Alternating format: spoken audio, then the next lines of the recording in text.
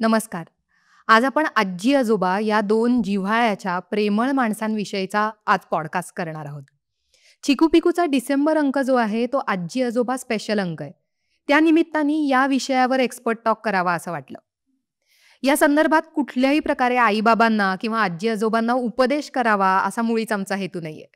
पण त्या निमित्ताने निदान आजी-आजोबा आणि मुलं, आजी-आजोबा आणि आई-बाबा, आपण आणि आपले आई-बाबा यांच्या डायनामिक विषयी काही गप्पा होतील, काही प्रश्न मोकळेपणाने बोलले जातील, इतकाच काय तो हेतू आहे. या विषयावर आपण गप्पा मारणार आहोत डॉक्टर श्रुती पानसे यांच्याशी. डॉक्टर श्रुती पानसे यांचं अर्ली ब्रेन बेस लर्निंगवर PhD झालेलं आहे. त्या काउन्सिलर सुद्धा आहेत आणि चिकू पिकू मासिकाच्या सल्लागार सुद्धा आहेत. चला तर मग गप्पा मारूयात डॉक्टर श्रुती पानसे यांच्याशी. श्रुती, तुझं मनापासून स्वागत. आजचा विषय आपला अगदी खूप तसा प्रेमाचा विषय आहे, कारण आजी आजोबा हे म्हटल्यानंतर मनात जे आपल्याला वाटतं ते एक काय फिलिंग आहे ते वेगळं असतं. हो, नक्कीच. तर मला सुरुवात एक थोड्या अशा पर्सनल प्रश्नांनी करावीशी वाटते. म्हणजे मला माझी आजी जी आठवते ती अगदी म्हणजे मला ती सांगायची, तसं भरवणं सुद्धा तिनेच केलं होतं. पेज भरवण्यापासून मी कॉलेजला गेल्यानंतर मला सकाळी मी अभ्यासाला उठल्यानंतर चहा बनवून देणं किंवा तिच्या शेजारीच झोपणं, हे सगळं जे होतं हे ह्या काही आठवणी अगदी कायम आपल्या लक्षात राहतात. तसं तुझ्या आजीची किंवा आजोबांची अशी काही खास आठवण सांगशील का? खरं तर खूप आठवणी आहेत.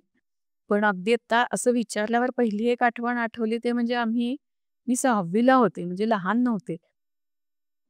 पण आम्ही शाळेमध्ये शाळेत लेझिममध्ये भाग घेतला होता आणि आमची टीम 4 नंबरला आली होती. म्हणजे पहिल्या 3लाच बक्षीस असतं.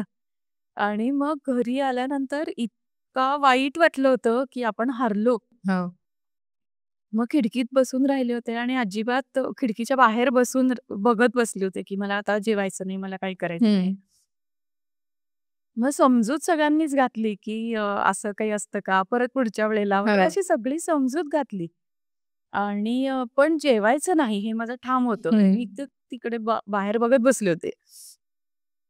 पण खूप उशिरा आजी आली माझ्याजवळ आणि तिने भाकरीवर फक्त गुळतूप घातलं होतं आणि ती म्हणली, "आता हे खाऊन घे. मी थांबते इथे तुझ्याजवळ. नाहीतर मी तुला भरवते." आणि मग भूक लागलेलीच हं, होती. हं. त्यामुळे मी ते खाल्लं.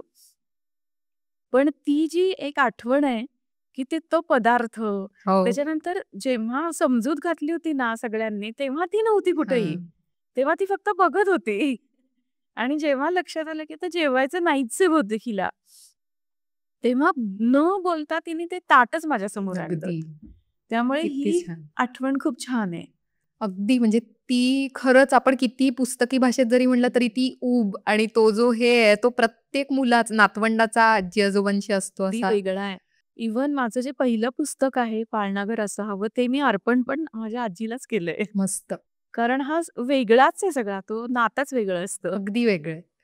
आत्ताचा जर का विचार केला तर तुला काय वाटतं म्हणजे पूर्वीच्या काळातले म्हणजे एक पिढी आधीचे किंवा त्याच्याही आधीचे आजी-आजोबा आणि आत्ताचे जे आजी-आजोबा आहेत, आत्ताच्या काळातल्या मुलांचे आजी-आजोबा यांच्या एकूणच काय म्हणता येईल त्या सगळ्या त्यांचा जो काही दिनक्रम आहे किंवा सगळ्या गोष्टी आहे, यात काय मेजर फरक तुला जाणवतो?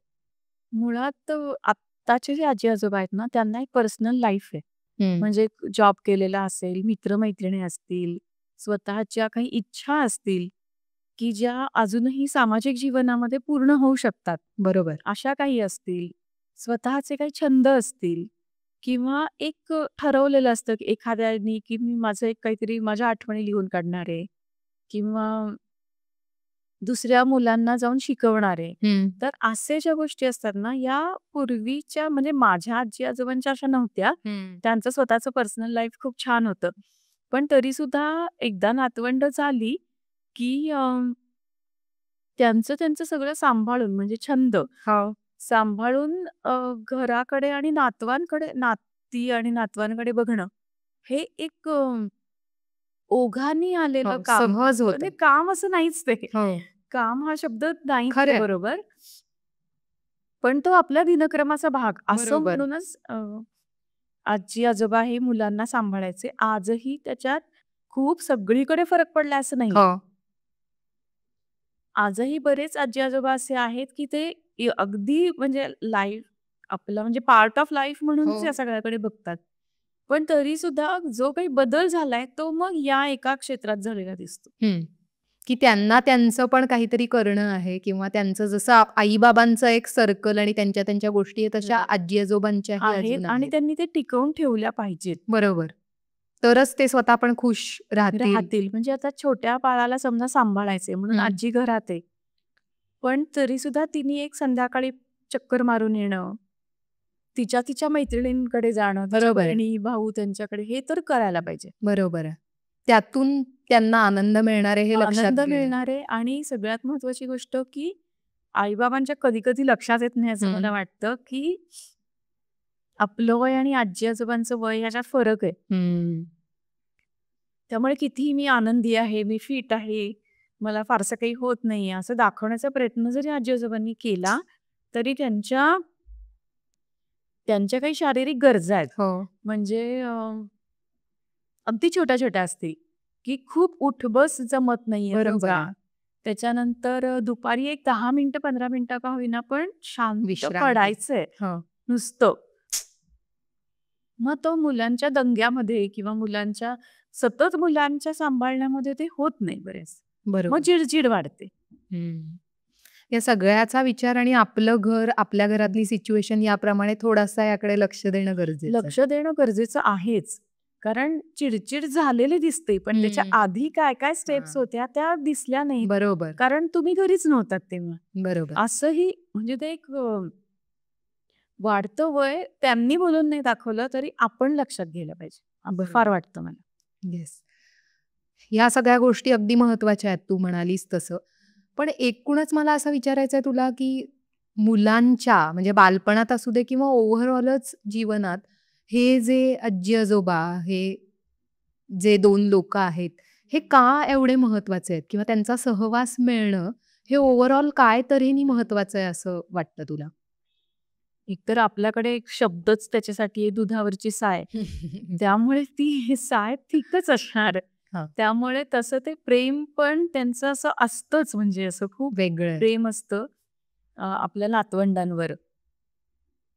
आणि ब्रेन डेव्हलपमेंटच्या दृष्टीने जर आपण बघितलं ना एका वेगळ्या, तर एका विशिष्ट म्हणजे आता मुलांची मित्र-मैत्रिणी असतात, ते त्यांच्या वयाचे असतात. आई-बाबांचं एक वय आहे. हो, मग मावशी, काका ते साधारण त्या वयाचे असतात. अजून त्याच्यापेक्षा वयाने मोठी माणसं. मग असं आपण बघूयात, की हे सगळी माणसं म्हणजे त्यांना ब्रेनला मिळणारे इनपुट्स आहेत ना. हो. मुलांना. हां, म्हणजे आपल्या वयाची मुलं जे बोलतात त्याच्यापेक्षा आई-बाबा वेगळं बोलतात. आई-बाबांपेक्षा आजी-आजोबांची व्होकॅब्युलरी पण वेगळी असते. त्यांचा स्पर्श वेगळा असतो. त्यांनी सांगितलेल्या आपल्याला गोष्टी पण वेगळ्या असतात. खरं आहे. त्यामुळे सुद्धा हा बंध टिकणं फार महत्वाचं आहे. वेगवेगळ्या वयाच्या माणसांशी जुळवून घेण्याची एक वेगळं सॉफ्ट स्किल याच्यातनं डेव्हलप होतं असंही आपण म्हणू शकतो. खरं आहे ना. अगदी म्हणजे हा मुद्दा मला नव्हता लक्षात आला. हं. पण आजी-आजोबांशी बोलणं, त्यांच्याशी करणारा हट्ट आणि हो. तू जो महत्त्वाचा मुद्दा तो स्पर्श पण खरंच वेगळा आहे. जो असा वेगळाच असतो तो. म्हणजे मला असं आठवतंय, की मी माझ्या आजीशी खूप म्हणजे कुठल्याही आजीशी मी खूप गप्पा मारते. ओके. आणि म्हणजे मला हे कळलं, की ज्या गोष्टी आजीशी फक्त गप्पा मारून मला कळल्या, हो. त्या अदरवाईज कुठल्याच सोर्समधनं कळल्या नसत्या. म्हणजे ती कशी शिकली, बरोबर. तिचं लहानपण कसं होतं, मग तिची आई कशी होती, तिचे बाबा कसे होते किंवा हे जे सगळं आहे, म्हणजे माझी आजी तर सेवाग्रामला, गोपुरीला तिने काम पण केलेलं आहे आणि नंतर इथल्या खादी भांडारात पण ती काम करायची. मस्त. त्यामुळे तिने एक स्वतःचं छान म्हणजे आपण ज्याला करिअर म्हणू, ते हो. तिने केलं होतं त्या काळात. तर तिच्याशी जर अशा मायन्यूट गप्पा मारत बसले नसते ना, तर कितीतरी गोष्टी मला कळल्याच नसत्या. मग तो छंदच लागला मला आजी-आजोबांशी गप्पा मारायचा. कारण त्याशिवाय काळाचा तो पट पण कळत नाही. अगदी. मला हे अगदी आठवतंय कारण मी पण माझ्या आजीशी अशाच गप्पा तर त्या काळातल्या ज्या त्यांना सांगायचं आणि त्यांना खूप भरभरून बोलायचं असतं. हो. नक्कीच. बरेच वेळेला ते रिपीट पण होतं, पण तरी सुद्धा ते ऐकणं म्हणजे त्या काळातलं त्यांचं जे काही आहे ती मजाच वेगळी आहे. म्हणजे एका कुठल्यातरी लग्नात, जवळच्या लग्नात तिने तेव्हा असं बाहेरनं फार बोलवण्याची पद्धत नव्हती. तो 400 पुरणपोळ्या तिने केल्या होत्या. बापरे! म्हणजे तिचं एक स्वतःचं म्हणजे हो. ती खादी भांडारमध्ये तेव्हा म्हणजे नोकरी करायची होय. ऍक्च्युअली. पण हे पण असायचं. म्हणजे हा वेगळाच सगळं करायचं, सगळ्यांना सामावून घ्यायचं, सगळ्यांसाठी करायचं. हा खूप छान आहे, वेगळाच मुद्दा अगदी. होता त्यांच्यामध्ये. आणि इनबिल्टच होता तो. हो. आणि तो थ्रेड एक कुठेतरी आपल्यात पण म्हणजे तो कदाचित पुढच्या आयुष्यात रिफ्लेक्ट होईल, पण ते येतं कुठेतरी. त्यामुळे ते मिळणं, त्या आठवणी, तो सहवास हा खूप फक्त महत्वाचा आहे. एक गोष्ट आहे, दोन्हीकडनं हे झालं पाहिजे. हो. हे मात्र खरं आहे. हं. येस. आता थोडंसं मला असं वाटतं, की आत्ताचे जे आजी-आजोबा, मुलं म्हणजे एकूणच कुटुंब ही वेगवेगळ्या पद्धतीची आहेत. म्हणजे काही आजी-आजोबा असे असतात, जे एकत्र आई-बाबा, मुलं असं एका घरामध्ये राहतात. 24/7 ते बरोबर असतात. तर त्यांच्याविषयीचं थोडेसे असे प्रश्न आपण जरा घेऊयात, की जे आजी-आजोबा पूर्ण वेळ मुलांना सांभाळतात, आई-बाबा दोघेही जॉब करतात. हं. त्यांच्याविषयी तू काय सांगशील? त्यांच्यावर डिपेंडन्सी पण खूप हो, असते. असते.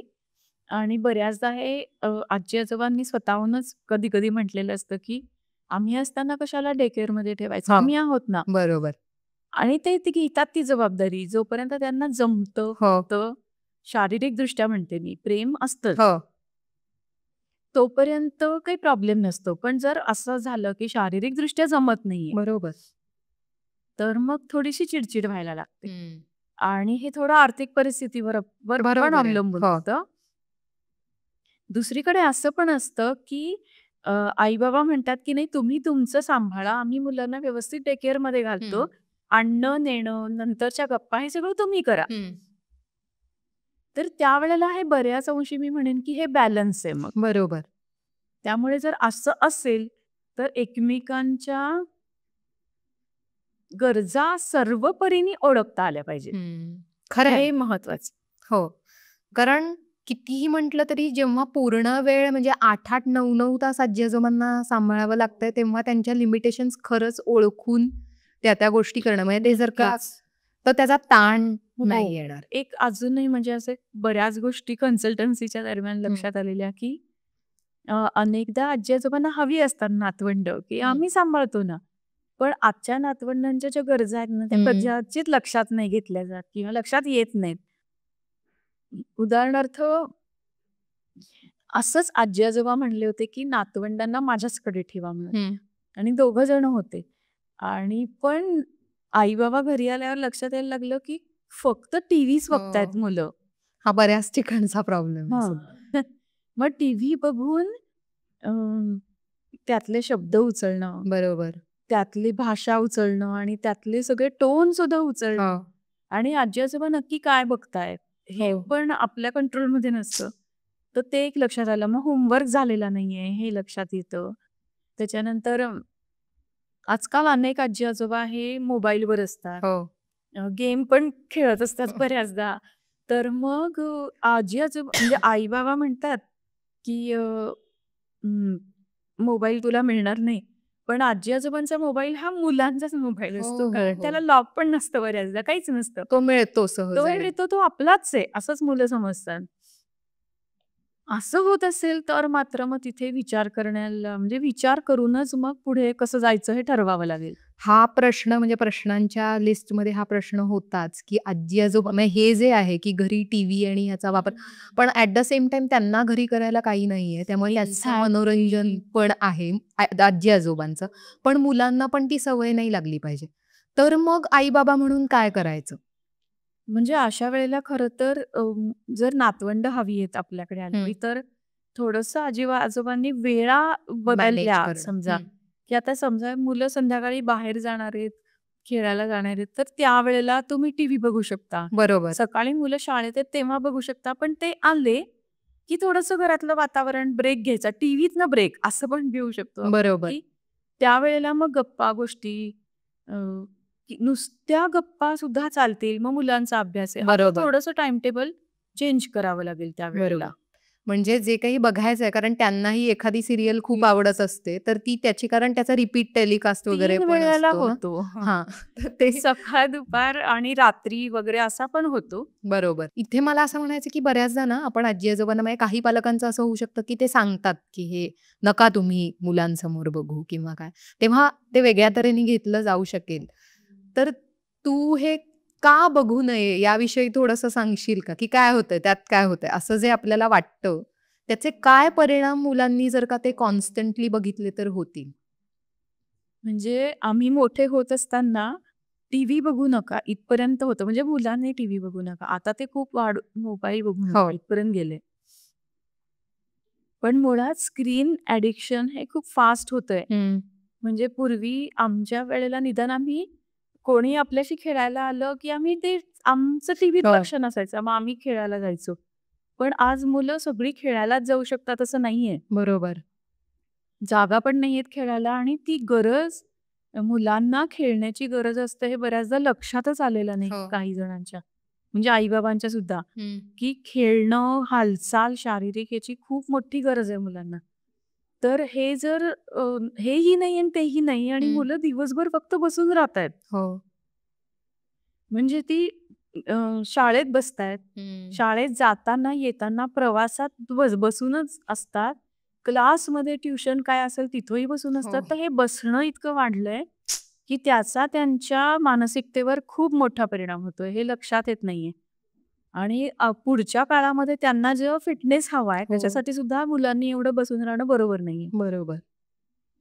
आणि मग टीव्ही आणि या सगळ्यासाठी मुलं बसून असतात. हं. तर हं. हा एक मुद्दा. दुसरा म्हणजे ज्याची आता गरज नाहीये हं. कुठल्याही अर्थाने, ती माहिती मेंदूमध्ये कशाला भरा? बरोबर. म्हणून मी मगाशी म्हटलं, की आजी-आजोबा काय बघतायत हे पण महत्वाचं. हं. त्या जर मराठी सासू-सुनांच्या हो. आणि सासू-सुनाच नाही फक्त, तर हे एक्स्ट्रा मॅरिटल अफेअर्स हां. जी सगळ्या सीरियलमध्ये आहेत. सगळं. देवांच्या सीरियल घेतल्या ना, तरी सुद्धा त्याच्यामध्ये हेच दिसतं, हो.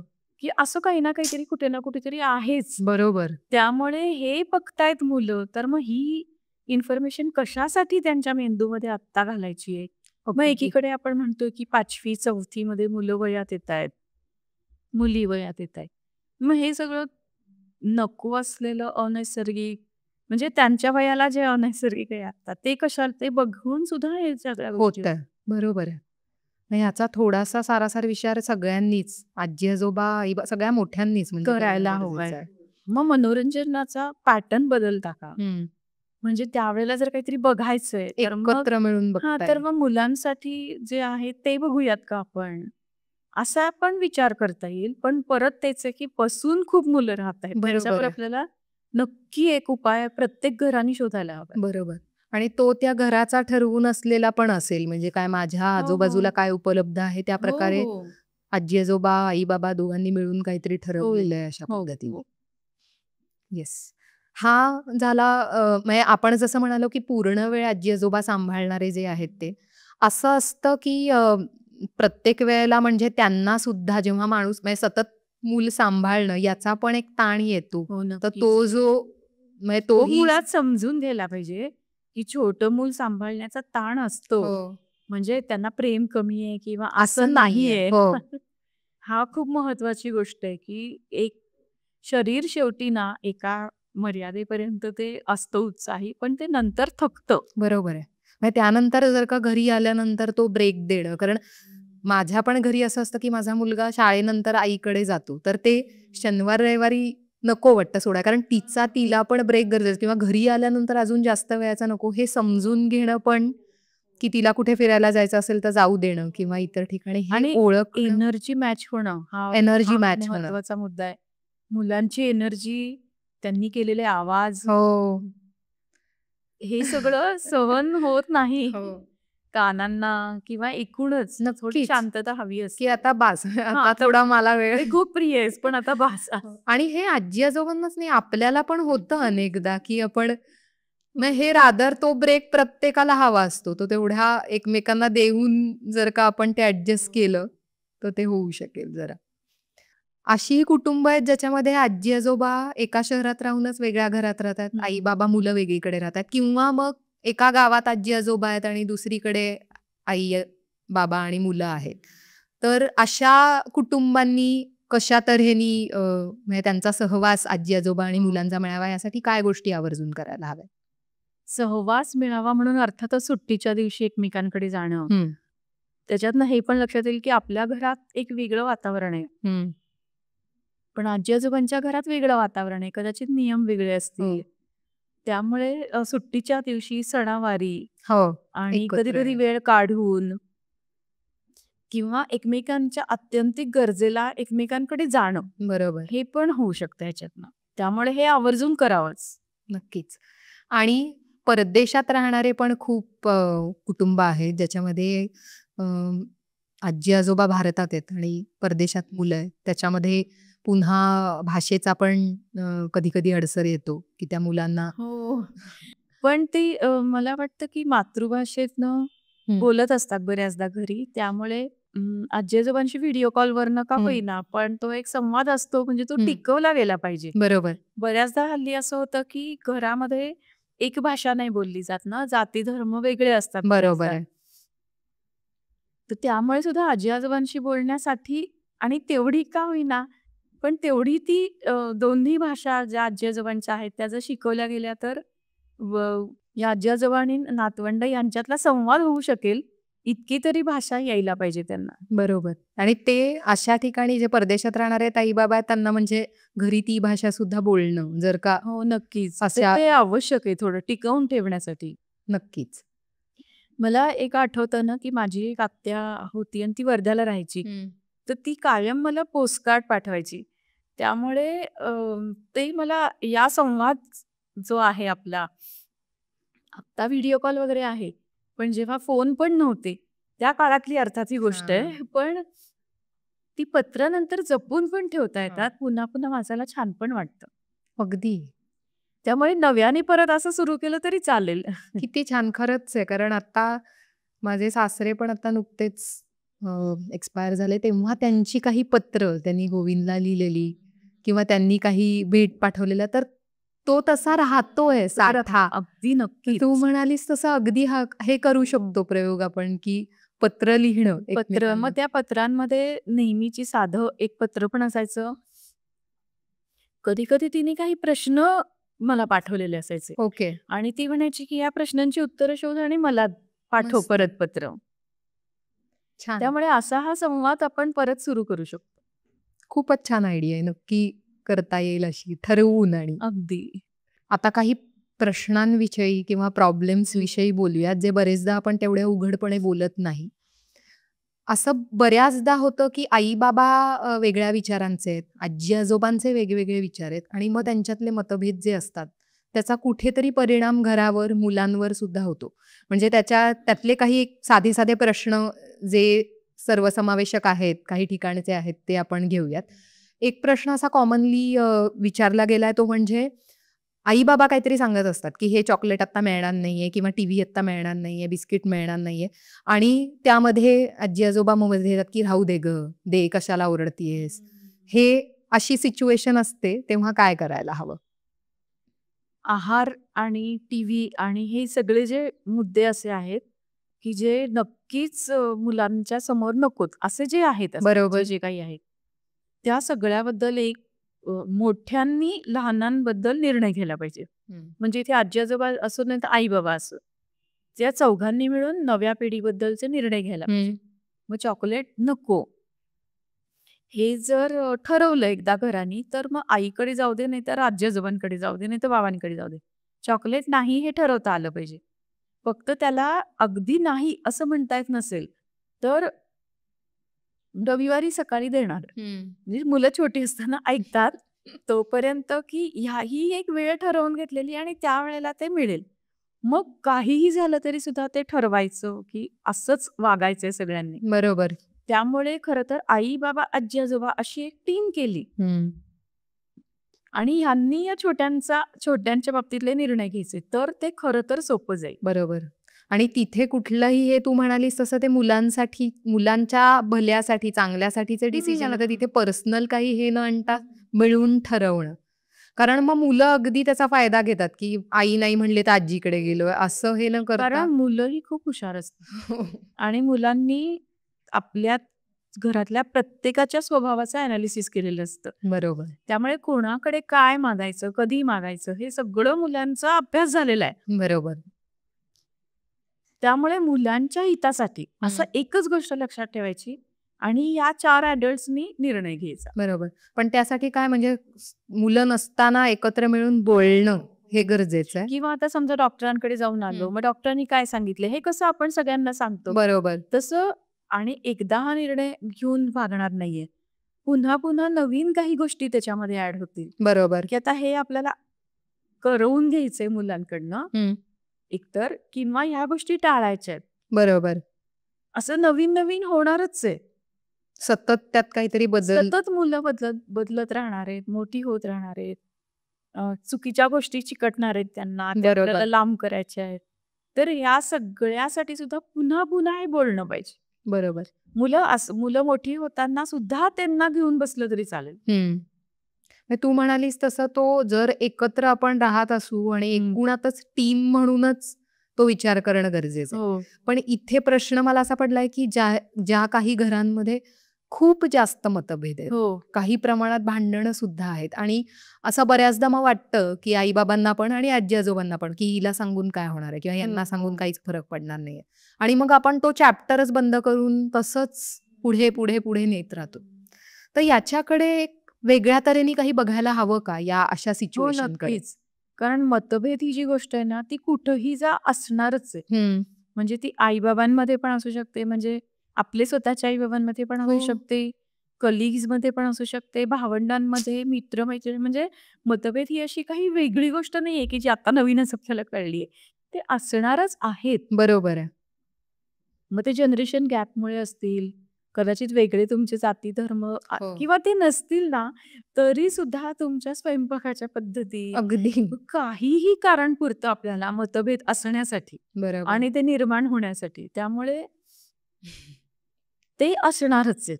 कुठलीही 2 माणसं एकत्र घेतली तरी सुद्धा ती होणारच आहेत. बरोबर. त्यामुळे मतभेद हा एक भाग आहे. तो मतभेदाचा जो भाग आहे तो नातवंडांपर्यंत न्यायचा नाहीये. हे एक ठरवायला लागेल दोन्हीकडनं. बरोबर. त्याच्यानंतर मतभेदांचं काय करायचं, म्हणजे हे मतभेद सुटण्यासारखे आहेत का सुटण्यासारखे नाहीयेत, ते एकदा विचार करूनच, म्हणजे ज्यांचं जास्त भांडण होतं त्यांनी एकदा, आपण आता मोठे झालोय हे लक्षात घेऊन कुठेतरी घरामध्येच 2 माणसांनी की आवाज न चढवता हो. हा प्रश्न सोडवण्यासाठी, आणि प्रश्न पण लिहून ठेवले ना समोर, बरोबर. की हा प्रश्न आधी सोडवायचा आहे. मग याबद्दल माझं मत काय, तुझं मत काय, मग चला पुढे जाऊया. मग पुढे तुझं यावर तुझं काय आहे, माझं काय आहे, असं करत करत जर लॉजिकली आपण भांडणं सोडवायला बसलो तर कदाचित ते मतभेदांवर एक सोल्युशन निघेल. मतभेद संपतील असं नाही. बरोबर आहे. पण खूप मोठमोठ्यांनी भांडणं, आदळआपट किंवा शिव्यागाळ किंवा एकमेकांना सतत घालून पाडून बोलणं, गॉसिपिंग करणं मुलांशी, बरोबर. हे जर होत असेल तर तुम्हाला खूप मोठे पावलं मग उचलावी लागतील. म्हणजे मग खरोखर घरात आपण कसं राहणार आहोत एकत्र, आणि जर एकत्र राहणार असू तर हे जे सगळं होतंय त्याचा मुलांवर काय परिणाम होतोय ह्याचा खूपच दूरदृष्टीने विचार करा. नाही तर एका तिराईत फॅमिली फ्रेंडला तुमच्या घरी बोलवा. बरोबर. आणि त्यांनी तुमचे निर्णय करू देत जर तुम्हाला जमत नसेल तर. कारण मला इथे सांगायचे काही उदाहरणं. एका घरामध्ये असं झालं होतं की संपत्तीवरनं खूप वाद झाले होते, भांडणं, आणि क्वचित एकमेकांच्या अंगावर धावून जाणं, हे सगळं झालं होतं. पण त्यावेळेला तिथे आपला एक तिसरी चौथीत असलेला एक मुलगा आहे त्या घरातला, हे लक्षात घेतलं गेलं नाही. असं वाटलं की त्याला काही समजत नाही. पण तोच मुद्दा महत्वाचा आहे, की मुलांना काही समजत नसतं, त्यांना विषय समजत नसतो, अर्थ समजत नसतं. दृश्य काय दिसतं, की हे हं. एकमेकांवर असे जोरजोरात आरडाओरडा करतायत. त्यावेळेला त्यांचे चेहरे पण वेगळे आहेत.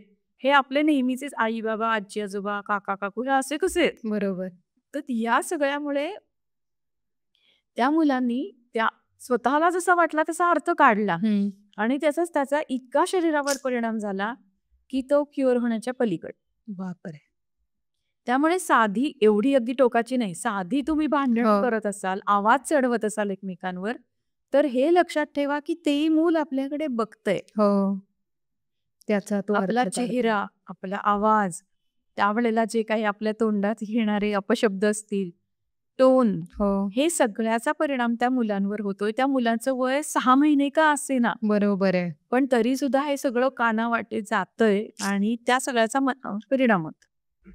म्हणजे काही वेळेला मला असं सांगावसं वाटतं, की आपण दुसऱ्यासाठी म्हणजे आपल्या नातवंडांसाठी किंवा मुलं आई-बाबांच्या दृष्टीने सुद्धा मुलांसाठी. काही चांगलं करता येत नसेल, तर ते नाही केलं तरी चालेल. पण आपल्यामुळे असा गंभीर हं. परिणाम, अशा प्रकारचे गंभीर परिणाम होत नाहीयेत ना, ह्याची तरी नक्कीच काळजी घ्यायला पाहिजे. अगदी.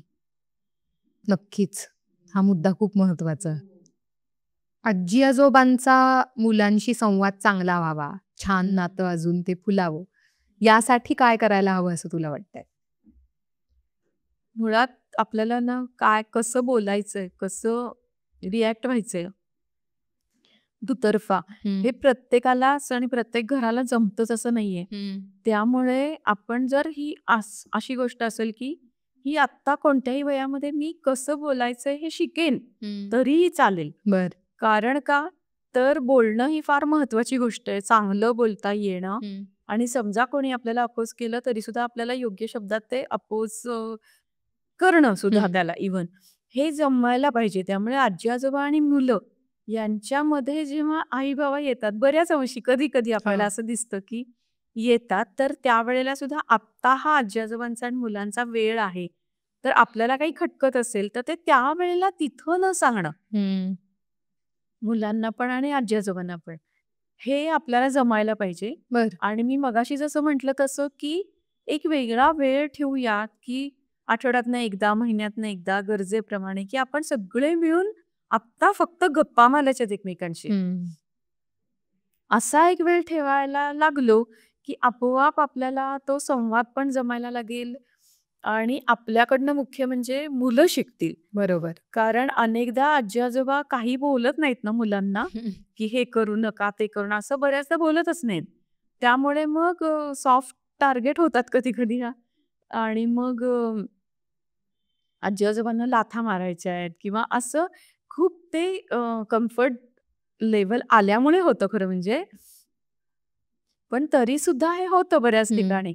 पण मग त्यावेळेला जेव्हा आपण आपल्या आई-बाबांशी कसं बोलतोय हे मुलं बघतात, त्यावेळेला आपोआपच त्यांना कळतं, की कसं बोलायचंय, कसं वागायचंय, कुठपर्यंत आपण वागलेलं चालणार आहे आणि काय नाही चालणार आहे. बरोबर. त्यामुळे अशी जर एक मीटिंग होत असेल घरामध्ये, तर ती सगळ्यांच्या मनस्वास्थ्यासाठी आणि मुलांच्या जडणघडणीसाठी खूप आवश्यक आहे. अगदी. आणि ती काय म्हणतात त्याला अशी छान तो एक तशा आठवणी पण छान खूप तयार होतील. होतील. हो, हो, हो. आणि हे कसं असं न विचार करता आपण हे करून तर बघूयात, हे नक्की करता येईल असं एक्झॅक्टली. मला म्हणजे वाटतं. ऐकताना वाटेल, की हे फार हां, आदर्शांकडे हां. जातंय, की हे आमच्या घरी शक्य राइट. नाहीये. पण एकदा सुरू केलं किंवा एक 10 मिनिटं आपण बसूया, टीव्ही नको हो. त्यावेळेला. थोडंसं असंही करता येईल, की बागेत जाऊया कुठेतरी. हं. सगळे सगळेच मिळून. जण. हो. असं पण करता येईल, दुसरीकडे कुठेतरी जाऊया. म्हणजे जर मार्ग काढायचा ठरवला तर तर ते काढता निघणार. येईल.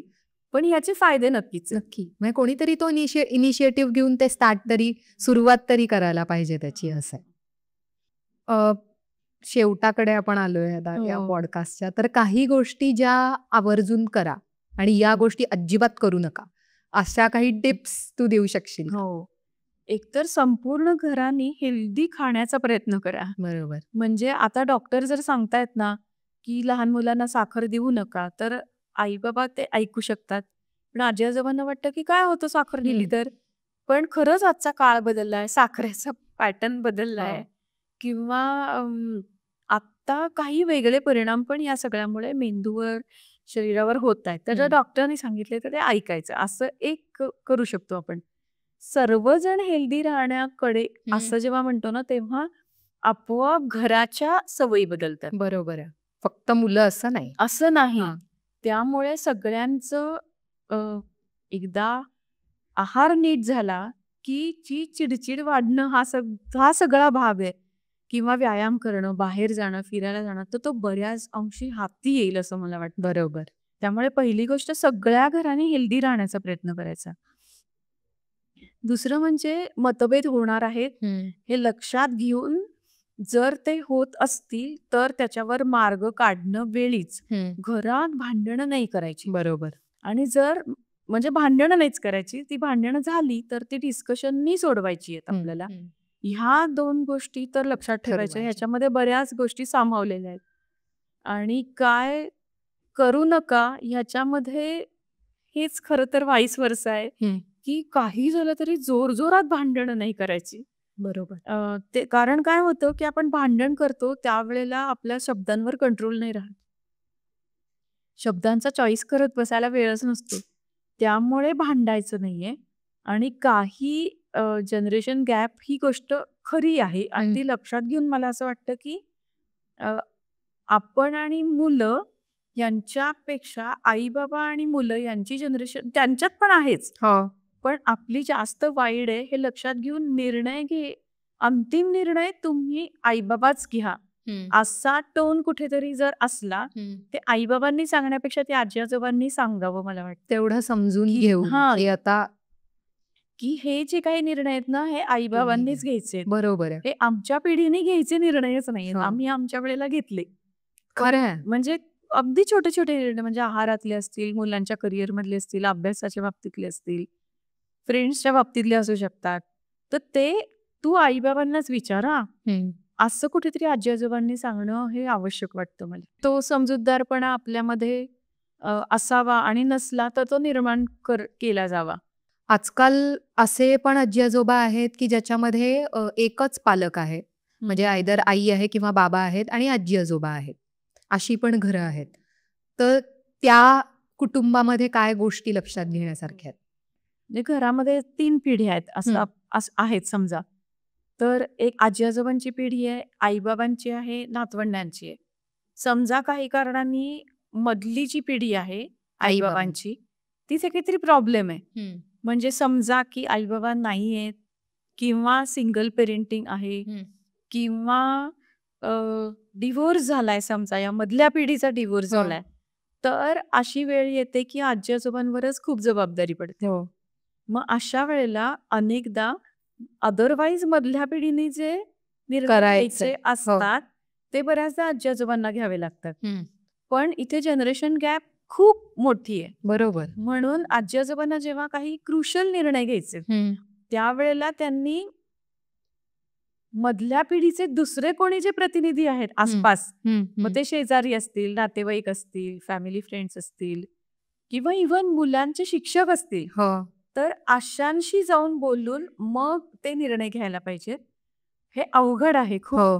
पण हे का करायला पाहिजे तर मुलं ही आपण नव्या काळासाठी तयार करतोय. बरोबर आहे. त्यांची जडणघडण ही उलटं जाऊन नाही होणार आहे. बरोबर आहे. तर त्यांनी पुढे बघायचंय. बरोबर. मग पुढे जाण्यासाठी आपल्याला कोणाची गरज आहे हे लक्षात घेऊन त्यांचे सल्ले घेऊन त्याप्रमाणे त्या मुलांची जडणघडण करावी लागेल. बरोबर. म्हणजे हे आजी-आजोबांनी त्यांच्या काळात ते आई-बाबा असताना जे काही वापरले तसंच ते नाही पुढे कंटिन्यू करून चालणार. नाही चालणार. हां. यात आपल्या मुलांचं मधल्या पिढीत काय-काय बदल आहे, त्यांनी अदरवाईज काय केलं असतं असा विचार करून, असं सगळीकडे बघून त्या गोष्टी बरोबर. फ्लेक्झिबली त्या करणं गरजेचं आहे. ती बरोबर.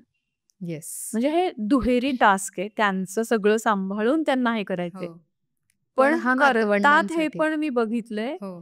कारण का तर नातवंड खूप प्रिय असतात आणि त्यांना हे कळत असतं की आई-बाबांची जागा आत्ता आपण घेतोय.